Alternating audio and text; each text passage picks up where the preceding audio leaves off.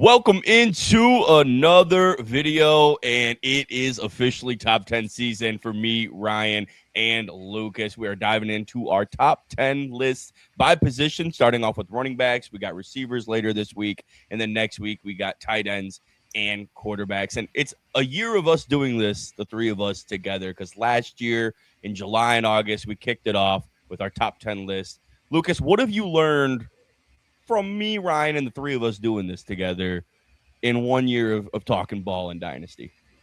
I've learned that you guys got some catching up to do. I like my track Ooh. record when it comes to running backs. So excited to get into our conversation today.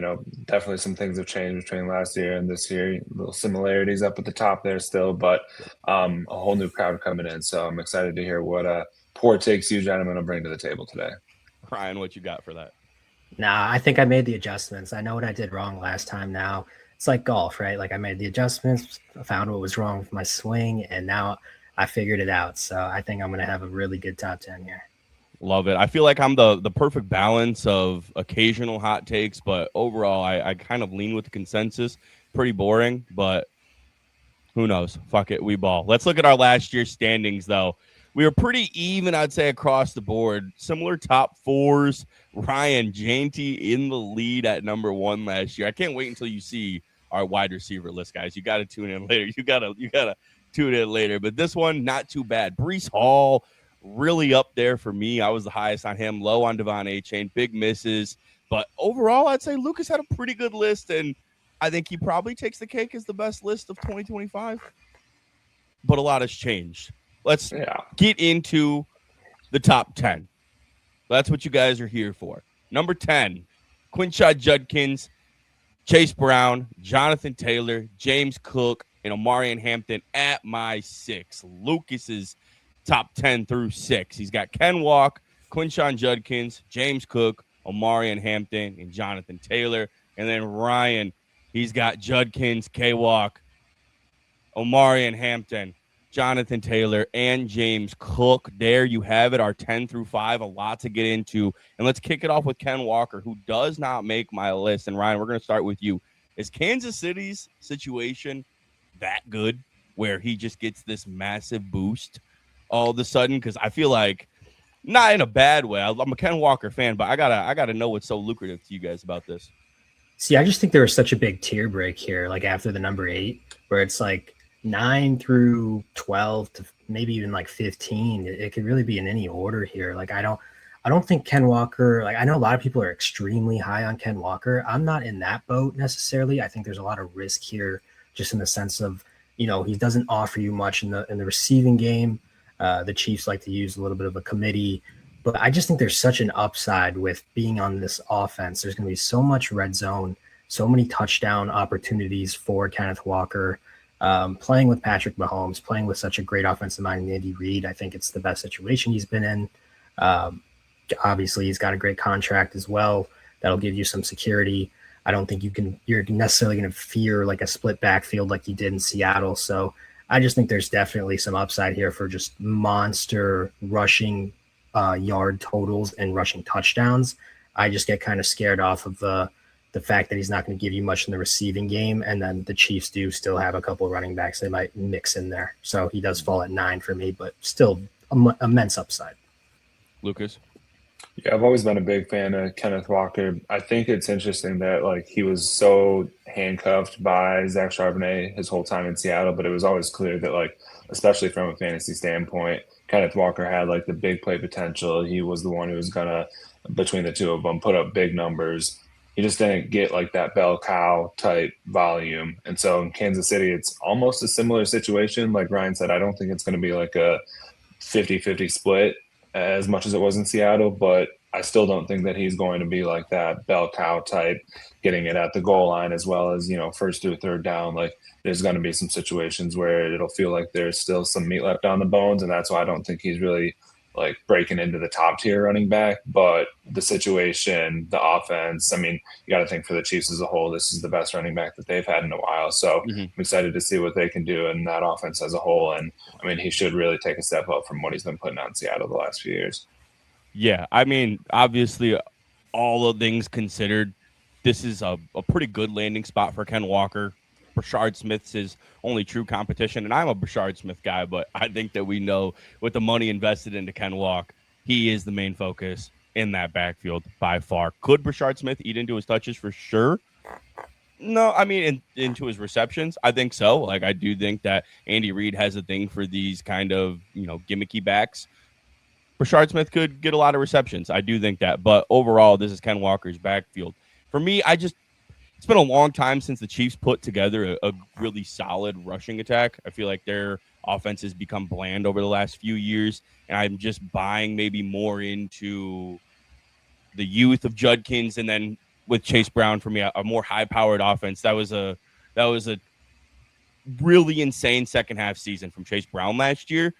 The Bengals made him a focal point, and I feel like I'm buying into it's kind of risky because, this is last year of his contract, but I'm buying into they're going to extend him. Burrow just said yesterday, Jamar Chase is obviously the number one, but the number two, and it's actually close. I mean, this is crazy that he said that, but he said Chase Brown is the close number two in this offense because of what he can do with the ball in his hands. And I think it speaks volumes when your quarterback goes up on the podium and says that. You've seen it in their entire offensive game plan in the second half last year.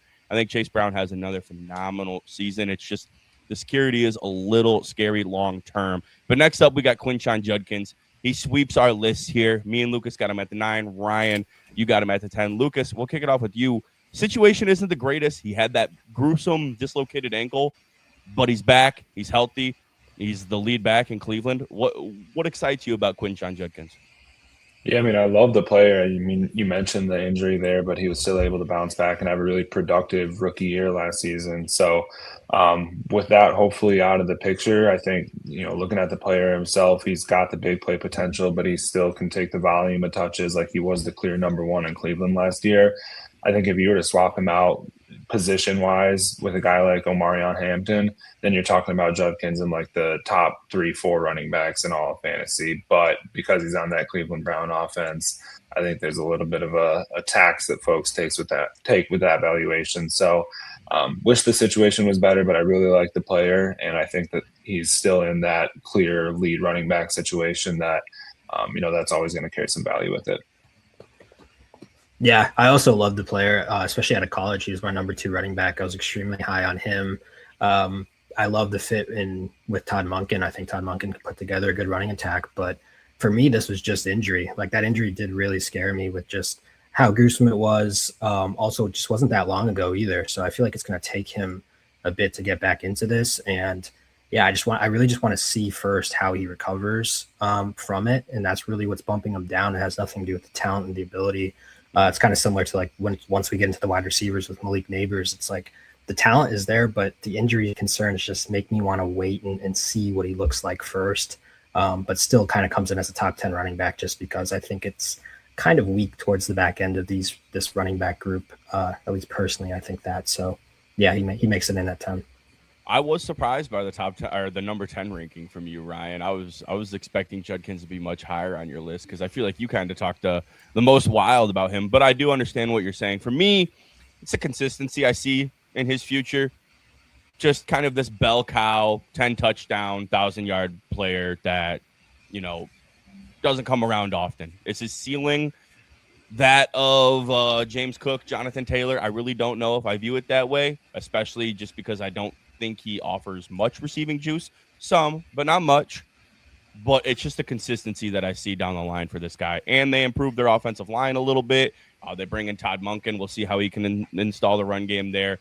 I don't think it's that big of an improvement where his yards per attempt that were extremely low is going to be much higher because it's not great offensive line, but I expect a better year than his rookie year, and I expect a long-term, really successful future for Quinshon Judkins. This is where we're going to have some fun here. If you look at 8 through 6, complete flip-flop results. Hampton, Taylor, Cook, Hampton, Taylor, Cook, Hampton, Taylor, Cook, all taking up an 8, 7, and 6 spot for the three of us. Lucas, how close were these three when ranking them? Because it's so tight with all of us, clearly. Yeah, I don't know if you'll find a closer bunch of players in any of these top 10s, honestly. Even looking at it now, I think we all, I'm sure, have our justifications why each of these guys are in the spots that they're in. But we'll probably change this as we get closer to, opening week. And I mean, this will just fluctuate until you get to the end of the year. Really, all these guys are very different situations, different players, but yet their value seems to be pretty similar in terms of fantasy. So I guess what I liked is the production and the potential you get out of Jonathan Taylor. For whatever reason, I've just always been low on James Cook, and so I think you can say pretty similar things about them and the offenses that they're in. But I just give the edge to JT there, and Omarion Hampton just happened to fit in the middle. I don't know really what to say about him as like a talent, an NFL talent. Like, he looked good last year. There were some weeks where he didn't look very good at all, though. But he's obviously going to have a lot of fantasy production. He caught a lot of passes last year, and in the offense that he's in, I think there's just even more potential now with Mike McDaniel. So I wanted to keep Hampton up there just because I think he could like explode this season and then really skyrocket up there. But we'll see. This is close, like you said. Yeah, it was extremely close, but to me, it fell like pretty clearly once I like really broke it down and went through my justifications. Like, Omarion Hampton, his talent, I don't think is that of Jonathan Taylor or James Cook. I was not very high on him as a prospect in general, but then you factor in like the opportunity and the offense he's going to be in this year, and it's like, yeah, there is a real potential for explosion, which definitely like bumps him up my rankings, because personally I probably would have had him below Judkins if not for like a Mike McDaniel hiring. So that definitely adds something to it. But I also just think like the production not being there, and then I also think he's got the most risk for shared carries, like shared opportunities. I think Kaimani Vidal was really good last year. I think Keaton Mitchell's a really good player as well for just like some spurts, 5 to 10 carries a game. Whereas like Jonathan Taylor and James Cook, like these are true 3-down bell cows. The reason why Cook's ahead of Taylor for me is because of the offense. Buffalo is going to produce more than Indianapolis, but otherwise, yeah, like 2 really good 3-down workhorse running backs that have years of production and are still pretty young and in their prime. So I don't expect that to fall off for at least a couple of years. Both also have contracts locked in, so that's how it fell for me. Yeah, I think those are. Each of you guys are giving good reasonings. It was very tough for me to come to it. Hampton, I think I'm taking the youth and the upside, and I'm really just buying everything I can when it comes to this Chargers offense right now. They invested in tight ends. I think if you're looking around the league and teams who can emulate this Sean McVay 12-13, they're one of the teams that are going to be able to do it. They're going to have a lot of big boy packages. They invested in the center. They invested in a guard. They improved the offensive line. They're getting their tackles back fully healthy.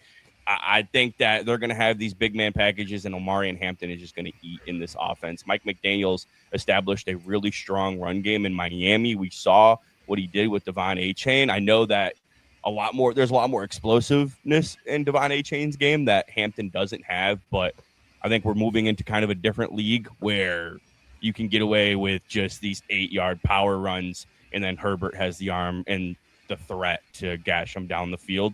And that just only opens things up for Omarion Hampton. So I'm buying big stock on him, just being able to run the hell out of the football with these big packages. Njoku, Kolar, Gadsden, their tight ends. Like, I think they're going to have a really strong rushing attack. And then Taylor and Cook, I do think it's very close. Lucas, you touched on the similarities within their offense.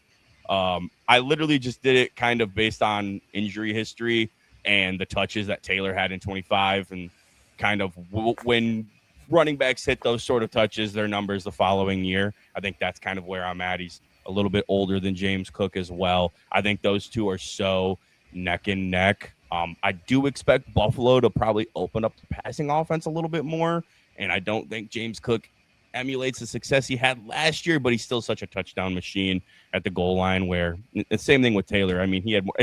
Those two are so tough for me. It's so tight, but that's kind of where I fall. Let's go ahead and move on, though. 5 through 2. This is where it starts to get, pretty similar here. Similar here. I got Achane at the 5, Jeremiah Love, the rookie, at the 4, Ashton Jainty at the 3, and Jahmyr Gibbs at the 2. Lucas flip-flopping here. Devon Achane at the 4 and Jeremiah Love at the 5 with the same 3 and 2. And then Ryan, the exact same 5, 4, 3, and 2 as me. Lucas, we'll kick it off with you here. Love and A-Chain. You're the only one with A-Chain ahead of Love. Is this one of those taking the experience just over the risk of the rookie, or is it maybe Love's situation in Arizona? I mean, situation's not the best for either one of these guys, but I think with A-Chain, you have a running back who's shown that he can put up really, really good fantasy numbers. Like he's a fantastic pass catcher, obviously has the big play potential, and you kind of knew that coming in. We've been, talking fantasy for long enough to remember when he was just like that mid-round guy who kind of came up the draft boards really late in the game because of his outrageous athleticism and speed. Got the high draft capital and then showed that he can be a true like number one running back on an NFL team. He wasn't just a gadget type of guy. So I've always been a fan of A-Chain's. And I think, like I said, he's shown that he can do what you hope Love can do at some point in his career. There's a lot of cooks in the kitchen right now in Arizona and guys that I think are solid NFL running backs. So I don't expect him to just, be pushed to the side. It'll be hard to really, I think, evaluate Jeremiah Love after this first season. Like, I don't think he's going to even get the same volume that Ashton Genty got last year.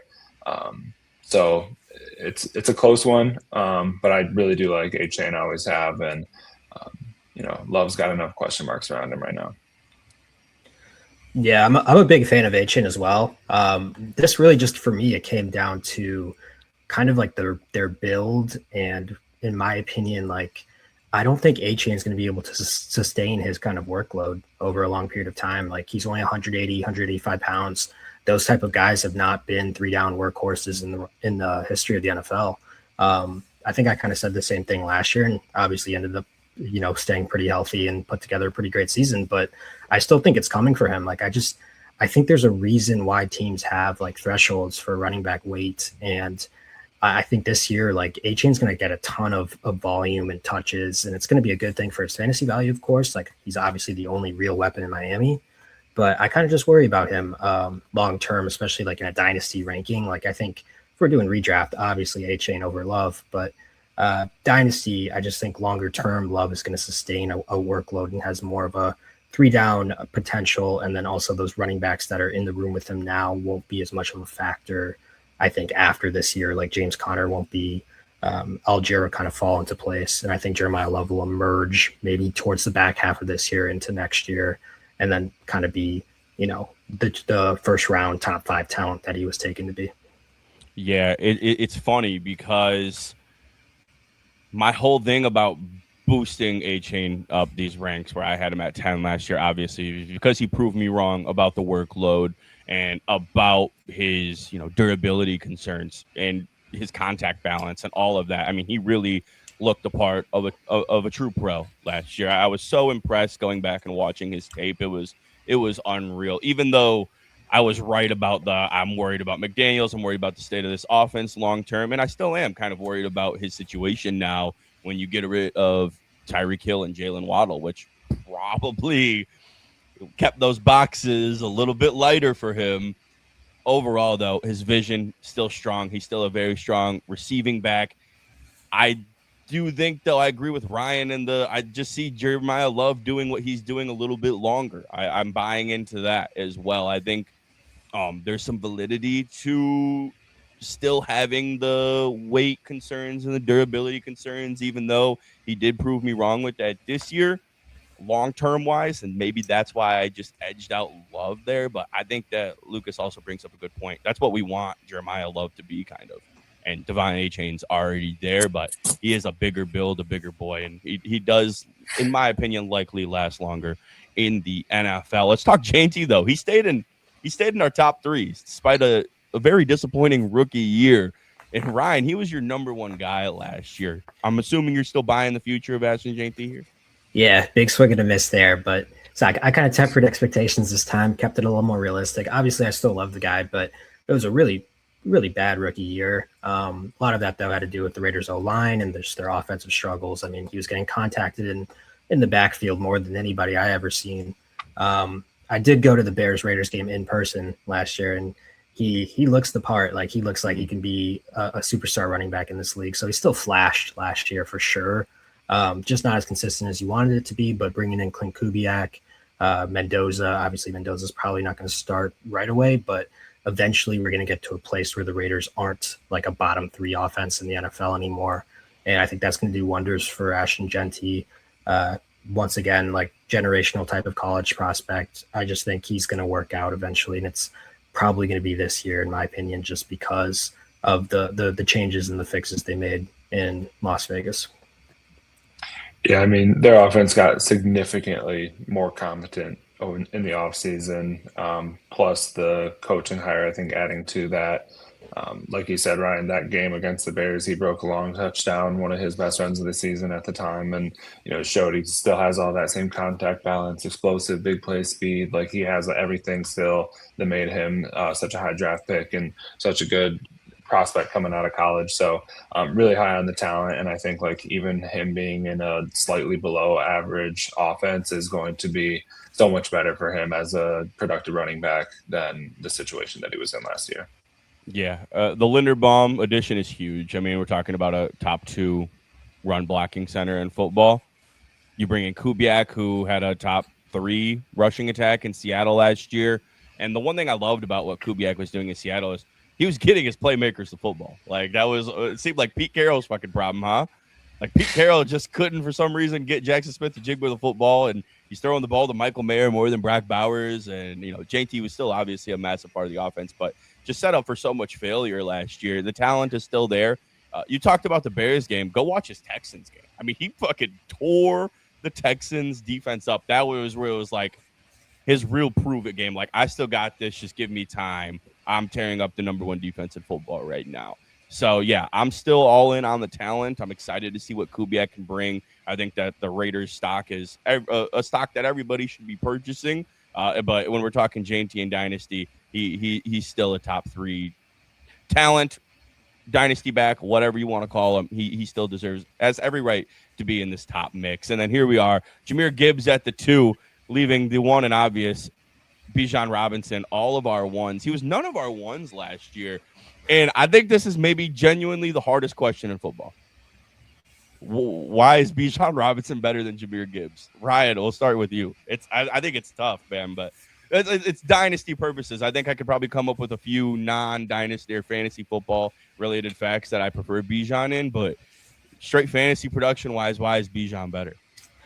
Yeah, I think it's literally just his prototype running back build. Like historically, he just looks like legendary running backs. He looks like Adrian Peterson. He looks like the guys of old that have done it at a high level. Jahmyr Gibbs, I mean, obviously he's not a scat back or he's not like a receiving back at this point. He's proven himself as a runner, but I don't know. I just lean towards Bijan. Maybe it's durability risk again, kind of like with A-Chain and Jeremiah Love. But yeah, Bijan Robinson, he's just kind of a do-it-all special, once-in-a-lifetime kind of player. I think watching him play, his jump cutting is ridiculous. His receiving ability is awesome. Vision. He's like the total running back. And even though Atlanta's definitely not a better offense than Detroit, I just think sticking it out with a guy that has like true once-in-a-lifetime potential is probably a bet that you should make, as opposed to Gibbs, who is obviously also a really special talent, but maybe more like one-dimensional in the aspect of like his speed is what makes him great, as opposed to like Bijan, who's really like the complete package. Yeah, I mean, Bijan really is just like the perfect running back. I feel like he does it all. He has the receiving skill set that you need to really thrive in today's modern game. He has like the jukes, the athleticism. He's just so good at every aspect of being a modern day running back. So, yeah, I think Ryan really hit on everything. And I think I'll add the fact that we're a little bit of hate watchers, being Bear fans, us 3. Jahmyr Gibbs, you got to respect the guy, but you don't want him to be too good. There's 2 games every year where you kind of hope he puts up a dud. So for that reason, but also just the fact that like Bijan is, the perfect running back, I think. There's a very slight edge, but I think back to our conversations last year about the bigger play potential with Gibbs. If everything goes right, he's probably going to score more points. Like all that stuff is still true. So it's going to be a toss up for a few years to come. Yeah, I think right now be like it's the prototype, I guess. Yeah, the power that he can bring that I don't think Gibbs has, and that's why I'm worried about the Lions' offense in terms of explosives. Can they still keep that up? But at the same time, I sit here and think to myself, Gibbs is maybe my offensive player of the year favorite now that David Montgomery's gone. So it's like I'm worried about the trend of the Lions offense, but at the same time, I can see Gibbs just going absolutely AWOL and just tearing the league on fire. I do think that there's just like the just very minuscule things that separate these two players, and they're both great. And if somebody looked me dead in the eyes and was like, Gibbs is better, I'd say, yeah, you might have a point there. Like, I think it's that tight between these two players, and overall, they're great. Where's the tier though? Is it after JT? Does it stop with these two? I don't think it's fair to put JT in the same conversation as these guys. Correct? It's like you hope that this year puts Genty in that same tier, but yeah, got to see it first. We've seen it from these guys for multiple years now. Mm-hmm. Yeah, it's a 2-man tier right now at the top. Yeah, for sure. There you have it. That's our top 10. 2 days. Wide receivers come out. That's going to be even juicier. I can't wait to see your guys' faces. I don't know if you guys have looked back on the 2025 list yet. Have you? No. Oh, they're golden. They're golden. People are going to click out of the video as soon as they see our 2025 list. Thank you guys so much for tuning into another video. Shout out Ryan Cash. Shout out Lucas for tuning in. We'll talk to you guys soon. Peace.